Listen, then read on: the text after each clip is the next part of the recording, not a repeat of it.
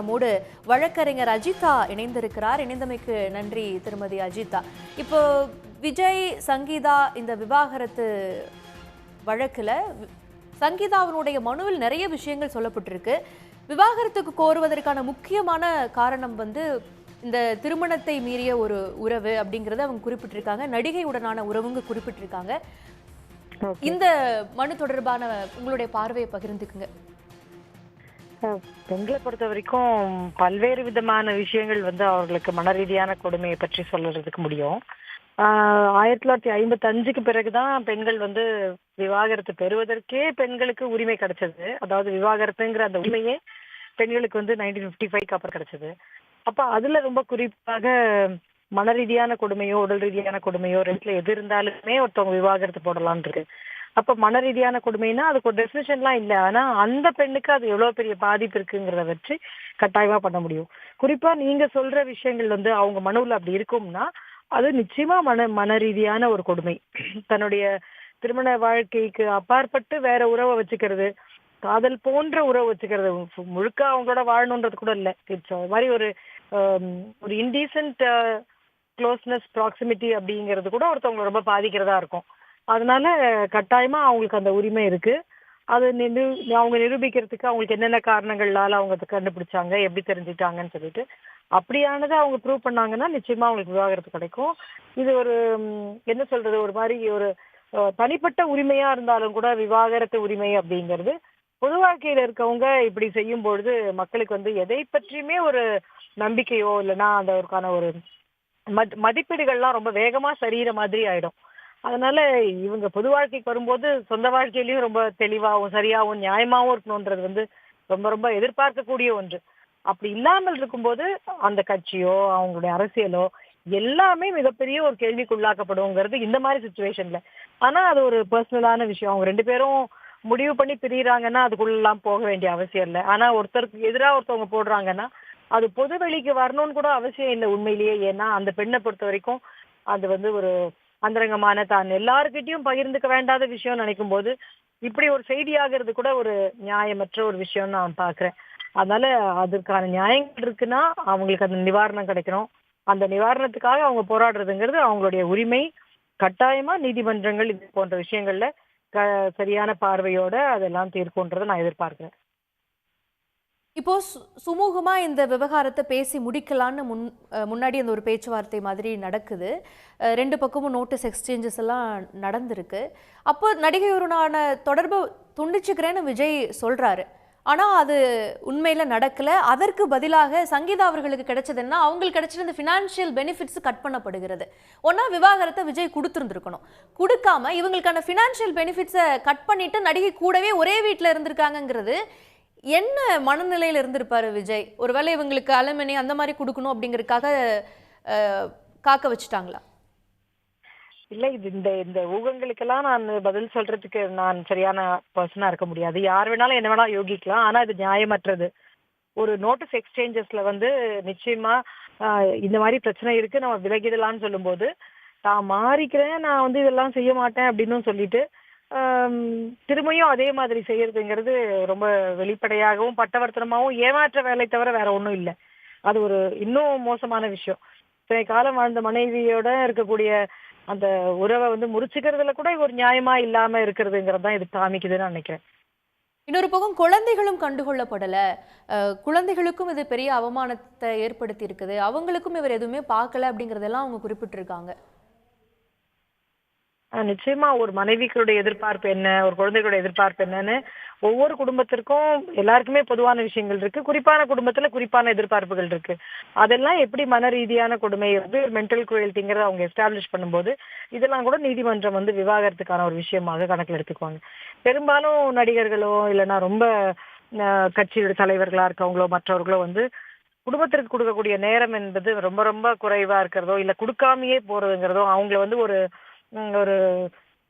அவங்க காற்றுல கலந்து போற ஒரு சாதாரண ஒரு துகள் மாதிரி அவங்கள பாக்குறதுங்கிறதோ இந்தியாவில நம்முடைய சூழல்ல ரொம்ப சாதாரணமா இருக்கு. இதே நீங்க வெளிநாடுகள்ல பாத்தீங்கன்னு சொன்னா குடும்பத்திற்கான நேரம், அவர்களுக்கான மதிப்பு, அவர்களுக்கான ஒரு அப்பாவாக செய்யக்கூடிய விஷயங்கள் பற்றி எல்லாம் ஒரு தெளிவாகவும் அந்த ஒரு பார்வையும் அவங்களுக்கு இருக்கு. இங்க அப்படியெல்லாம் சில பேருக்கு இருக்கலாம், சில பேருக்கு இல்லாமையும் இருக்கலாம். நிச்சயமா அந்த குடும்பத்திற்கு அது ஒரு பெரிய, அந்த குழந்தைகளுக்கு இழப்பு, அவங்க மனைவிக்கு வந்து ஒரு பெரிய மன ரீதியான கொடுமையாக இருக்கும் அப்படிங்கறது அவங்க சொல்லியிருக்காங்கன்னா நிச்சயமா அதை நம்ம அப்படிதான் பார்க்கணும். இப்போ வந்து விஜயனுடைய பெயருக்கு களங்கம் ஏற்படுத்தி விடக்கூடாது அப்படிங்கிறதுக்காக தான் பலமுறை இதை வெளியிடல, சுமூக ஒரு முடிவுக்காக காத்திருந்ததாகவும் சங்கீதா சொல்றாங்க. இப்படி ஒரு பிரபலமான மனிதருக்கு பின்னாடி முறிக்கப்பட்ட ஒரு மன வாழ்க்கையில் இருக்கக்கூடிய பெண்ணுக்கு இது என்ன மாதிரியான ஒரு சமூக சிக்கலை கொடுக்குது? சட்ட ரீதியாகவும் அவங்க அணுகுவதற்கு ஏன் இதெல்லாம் ஒரு என்னென்ன தடையா இருக்கு? நிறைய வழக்குகள் நீங்க பார்க்கலாம். இப்ப நம்முடைய பிரதமர் மோடி அவர்களுடைய விஷயங்கள் கூட முதல்ல பேசினாங்க. இந்த மாதிரி அவங்க மனைவி விவாகரத்தும் பண்ணல, அவர்களோட எந்த இதுவுமே பண்ணல. ஆனா நான் வந்து முழுக்க முழுக்க அரசியல் வாழ்க்கைக்கு போயிட்டேன் போது அவங்களுடைய உரிமைகள் என்ன, விடுபட்டது என்ன, அவர்களால கேட்க முடியாத அளவுக்கு இவங்க உயரமா வளர்ந்துடுறாங்க அப்படிங்கறதெல்லாம். அப்ப சமூகத்துல ஒரு பெண் வந்து ஆணுக்கு எதிராக குடும்ப வாழ்க்கையில போராடணும்னு சொன்னா அவர்களுக்கு ஒரு சப்போர்ட் சிஸ்டம் தேவையா இருக்கு. இதெல்லாம் வந்து ஒரு அங்கீகரிக்கப்பட்ட உரிமைகளா கூட பல இடங்கள்ல இருக்கிறது இல்ல. உங்க கணவன் தான் நீ இப்படிதான் இருக்கணும் அப்படின்ற ஒரு நீங்க ஒரு ஏற்புத்தன்மையோட இருக்கணும், தவறுகளை மன்னிக்கணுங்கிறதா சொல்றாங்க. ஒரு 10 முறை 50 முறை 100 முறை அதெல்லாம் மன்னிச்சோ அல்லது மறந்தோ அதை ஏற்றுக்கொண்டோ போன பிறகு ஒரு கட்டத்துல அவங்களால முடியவே முடியாதுன்னு வரும்பொழுது விவாகரத்துக்கு வரக்கூடியவங்க தான் பெரும்பாலான பெண்களா இருக்காங்க. ஆனா அந்த அந்த இடத்துக்கு அவங்க வர்றதுக்கு ஒரு அளவுக்கு அவங்கள புஷ் பண்றதுங்கிறதோ, அவங்களுடைய என்ன சொல்றது, அவங்களுடைய அவங்களுக்கான ஸ்ட்ரென்த், அவங்களுக்கான ஒரு கெப்பாசிட்டி இல்லைன்னா அவங்களுடைய ஏஜென்சி வந்து ரொம்ப குறைவா இருக்குங்கிறதுனால கண்டுக்காம இருக்கிறதுன்றதையும் செய்வாங்க பல பேர். அப்ப அவங்க இப்படி வெளியில வந்துட்டாங்கன்னா என்னெல்லாம் நடக்கும்னு கற்பனை பண்ண மாட்டாங்க. ஏன்னா இவங்க வரவே மாட்டாங்க, இவங்களுக்கு எந்த சக்தியும் இல்ல, நமக்கு எதிராக போய் போட போறாங்களா. ஆனா நீதிமன்றத்திற்கு வரும்போது நிச்சயமாக அது வந்து ஒரு லெவல் பிளேயிங் ஃபீல்டா இருக்குங்கிறது தான் சட்டம் சொல்லுது. மற்றதெல்லாம் நம்ம பொறுமையா இருந்து தான் பார்க்க முடியும். இப்போ ரெஸ்பாண்டன்ட் வந்து முன்பு ஒரு அஷூரன்ஸ் கொடுக்குறாரு, நடிகையுடனான தொடர்பை துண்டிச்சு கொள்வதாக.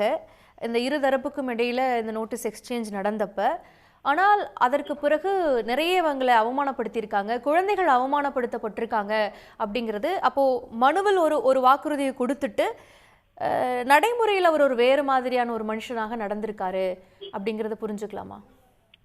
இல்ல, நம்ம என்னன்னா இந்த நோட்டீசஸ் எல்லாம் நான் பார்க்கல, நீங்க படிச்சீங்களான்னு எனக்கு தெரியாது. அப்படியான விஷயங்கள் இருந்துச்சுன்னா நிச்சயமா அவங்க சொன்னதை செய்யாம இருக்காங்க. அதுவுமே ஒரு மென்டல் குரூயல்டிக்கான ஒரு ஆஸ்பெக்ட் தான். ஃபால்ஸ் ப்ராமிசஸ் கொடுக்கறது, இந்த ஒரு நம்பிக்கையை கொடுத்துட்டு அதற்கு பிறகு அவங்கள எந்த நடவடிக்கையும் எடுக்காம அவங்கள புஷ் பண்ணிட்டு, ஆனா திருப்பியும் அதே மாதிரி அவங்கள அந்த மாதிரி அவங்கள மோசமா நடத்துறது, தான் நடந்து கொள்ளுதுங்கிறதும் ஒரு தவறான ஒரு விஷயம் தான். இப்போ இவ்வளவு குற்றச்சாட்டுகள் விஜய்க்கு எதிராக இந்த விவாகரத்து வழக்கு மனுவில் வந்து அவங்க குறிப்பிட்டிருக்காங்க. இப்போ விவாகரத்து என்று செல்லும் பொழுது இப்போ விஜய் தரப்பிலும் விவாகரத்து வழங்க தயாராக இருந்துட்டு அது உடனடியாக கிடைச்சிருமா? என்ன மாதிரியெல்லாம் இந்த வழக்கு போகும்? இப்ப அவங்க வந்து தனியா அவர் மன ரீதியான கொடுமை பண்ணியிருக்காருன்னு ஒரு வழக்கு போட்டிருக்காங்கன்னா அவர் பதில் சொல்ல வேண்டியிருக்கும். அந்த பதில் சொல்றதுக்கு பதிலா அதற்கு முன்னாடியே வந்து எல்லா நீதிமன்றத்திலையும், குறிப்பாக குடும்ப நீதிமன்றங்களோ குடும்ப வழக்குகளை பார்க்கிற எல்லா நீதிமன்றங்களுமே ஒரு கவுன்சிலிங் அப்படிங்கிற ஒரு கட்டாயமான ஒரு மேண்டேட்டரி ப்ரொசீஜரை ஃபாலோ பண்ணணும். இதுல வந்து 2 பேரும் சேர்றதற்கான வாய்ப்பு இருக்கா அப்படின்றத பாக்குறது வந்து இப்ப அது வந்து செங்கல்பட்டு குடும்ப நீதிமன்றத்துல போட்டிருக்காங்களா, செங்கல்பட்டுல சார்பு நீதிமன்றம் சப்கோர்ட்ல போட்டிருக்காங்களான்றது எனக்கு தெரியல. குடும்ப நீதிமன்றத்துல இருந்துச்சுன்னு சொன்னா இது ஒரு மேண்டேட்டரி ஒரு ப்ரொசீஜர். சப்கோர்ட்லயுமே அது ஒரு மேண்டேட்டரி ப்ரொசீஜரா தான் இப்பெல்லாம் வச்சிருக்காங்க. அப்படியும் வாய்ப்பு இல்லைன்னா அவர் பதில் போடணும். அப்படி பதில் போடும்போதோ இல்ல பேச்சுவார்த்தையின் போதோ கூட அவர் 2 பேருமே சேர்ந்து மனமொத்த ஒரு விவாகரத்து மியூச்சுவல் கன்சென்ட்டா போட்டாங்கன்னா தான் இந்த வழக்கு நடக்காம மியூச்சுவல் கன்சென்ட்ல ஆர்டர் பண்ணுவாங்க. ஆனா அதுக்கு ஒரு மனுவை போடணும். அதற்கெல்லாம் வாய்ப்பு இல்லாம போற ஒரு சூழ்நிலையில தான் இவங்க தனிப்பட்ட வழக்காக அவங்க மனைவி இவருக்கு எதிராக போட்டிருக்காங்கன்றத நீங்க சொல்றதுல இருந்து நல்லா புரிஞ்சுக்க முடியுது. இப்போ செப்டம்பர் 2021 பிப்ரவரி 2022 வரைக்கும் through council the petitioner attempted to resolve the issue amicably. Notices were exchanged but no resolution was reached அப்படின்னு சொல்லப்பட்டிருக்கு அந்த மனுவில். அப்ப என்னெல்லாம் இதற்கு முன்பாகவே கவுன்சில் வச்சாங்க, அதான் கவுன்சிலிங் அவங்களுடைய அவங்க 2 பேருக்குமான வழக்கறிஞர்கள் மூலமாக இந்த நோட்டீஸஸ் எக்ஸ்சேஞ்ச் பண்ணி என்னெல்லாம் தீர்க்கணும், என்னெல்லாம் கோரிக்கைகள் 2 தரப்புலயும் இருந்துச்சு, இல்ல எந்த தரப்புல கேட்டாங்க, யார் அதை ஒத்துக்கிட்டாங்க ஒத்துக்கலாங்கிறது எல்லாத்தையும் பற்றி தான் அந்த விஷயம் சொல்லுது நீங்க சொல்றது. அது சரியாக அவங்களுக்குள்ள முறையாகவோ இல்லைன்னா அது ஒரு மியூச்சுவல் கன்சென்ட் அது போகாம இருக்கிறதுனாலதான் போக முடியாததுனாலதான் அவங்க இப்ப தனிப்பட்ட வழக்கா போட்டிருக்காங்க. அப்ப இந்த முயற்சியை வந்து 5 இயர்ஸ்க்கு முன்னாடி எடுத்திருக்கிறதா நம்ம வந்து பார்க்கலாம். ம். நிச்சயமா. இணைந்து உங்களுடைய நிறைய பார்வைகளை பகிர்ந்து கொண்டமைக்கு நன்றி திருமதி அஜிதா. உடனுக்குடன் செய்திகளை தெரிந்து கொள்ள சன் நியூஸ் பெல் ஐகானை கிளிக் பண்ணுங்க.